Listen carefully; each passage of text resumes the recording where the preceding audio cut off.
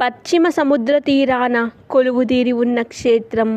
ఈ ఆలయంలో పరమేశ్వరుడు నాగరూపితుడై కొలువుదీరారు.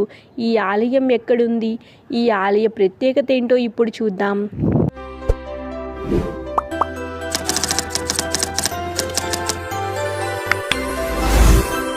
ఈ జ్యోతిర్లింగ క్షేత్రాన్ని భూమిపై పుట్టిన మొట్టమొదటి జ్యోతిర్లింగంగా పేర్కొంటారు. ద్వాదశ జ్యోతిర్లింగాలలో 8వది శ్రీ నాగేశ్వర జ్యోతిర్లింగం.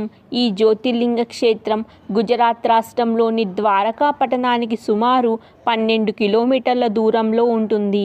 నాగేశ్వర అంటే నాగపాము అని అర్థం. అతి పురాతనమైన ఈ ఆలయం కొన్ని కారణాల వల్ల క్షీణించిన తరువాత అక్కడే మరొక ఆలయాన్ని నిర్మించారు. ఈ ఆలయంలో ఉన్న నాగేశ్వర జ్యోతిర్లింగాన్ని స్త్రీలను తాకనివ్వరు. పురుషులు మాత్రమే శివలింగాన్ని తాకి అభిషేకించే అవకాశం ఉంది. ఈ ఆలయ సమీపంలోనే మహోత్తరమైన శివ విగ్రహాన్ని నిలిపారు.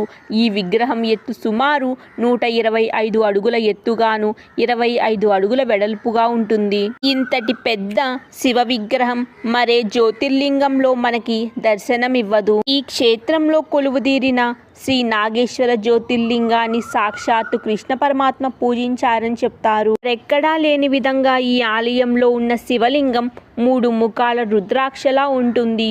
ఈ లింగం ద్వారకశిలతో నిర్మించబడింది. ఈ ఆలయంలో ఉన్న శివయ్య దక్షిణ దిశగా చూస్తూ మనకి దర్శనమివ్వగా, నందీశ్వరుడు మాత్రం తూర్పు దిక్కున చూస్తూ ఉంటారు.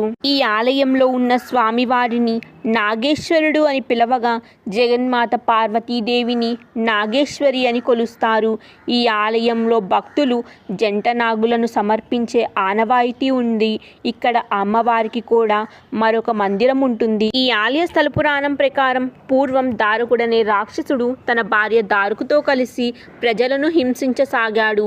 యజ్ఞయాగాలను నాశనం చేస్తూ మునులను హింసించసాగాడు. వీరి హింసను తట్టుకోలేని ఆ ఋషులు ఔర్య మహర్షిని విన్నపించుకున్నారు.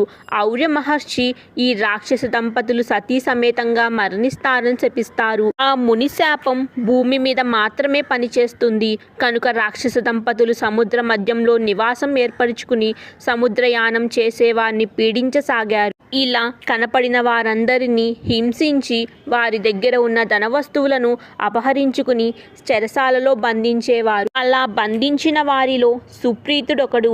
ఇతడు పరమ శివభక్తుడు. రాక్షస బాధ తట్టుకోలేని ఆ సుప్రీతుడు ఆర్తనాదం చెయ్యగా దివ్య తేజస్సుతో భోలానాథుడు ప్రకటితమయ్యాడు. ఆ కాంతికి దారుకుడితో పాటు సమస్త రాక్షసులు నేలకొరిగారు. అక్కడ పరమేశ్వరుడు నాగరూపితుడై జ్యోతిర్లింగమై వెలిశారు.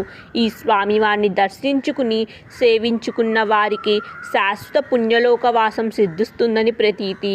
అంతటి మహిమాన్వితమైన ఈ జ్యోతిర్లింగ స్వరూపుడైన నాగనాథుడిని దర్శించుకున్న వారికి సమస్త భయబాధలు, మహాపాతక ఉపాపాతకాలు కూడా నశిస్తాయని చెప్తారు. అరణ్యవాస సమయంలో పాండవులు ఈ ప్రాంతంలో నివసించారని చెప్తారు.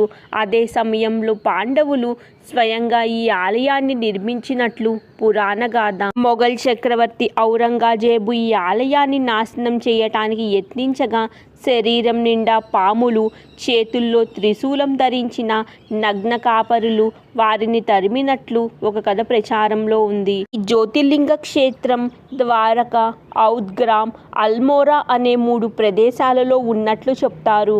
ఈ ఆలయం ద్వారకా నుండి 14 కిలోమీటర్లు, అహ్మదాబాద్ నుండి 450 కిలోమీటర్లు, సోమనాథ క్షేత్రం నుండి 240 కిలోమీటర్లు, రాజ్కోట్ నుండి 240 కిలోమీటర్ల దూరంలో ఉంది.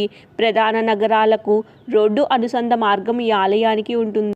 చూశారు కదా, పశ్చిమ సముద్ర తీరాన నాగరూపితుడై కొలువుదీరిన పరమేశ్వరుడి జ్యోతిర్లింగాలలో 8వదైన శ్రీ నాగేశ్వర జ్యోతిర్లింగ మహత్యం గురించి. ఈ వీడియో మీద మీ అభిప్రాయాలను, సూచనలను కమెంట్ రూపంలో చెప్పండి. ఈ వీడియో నచ్చితే కనుక లైక్ చేయండి. ఈ వీడియో మీ ఫ్రెండ్స్ అండ్ ఫ్యామిలీ గ్రూప్స్కి షేర్ చేయండి. మరో వీడియోలో కలుద్దాం.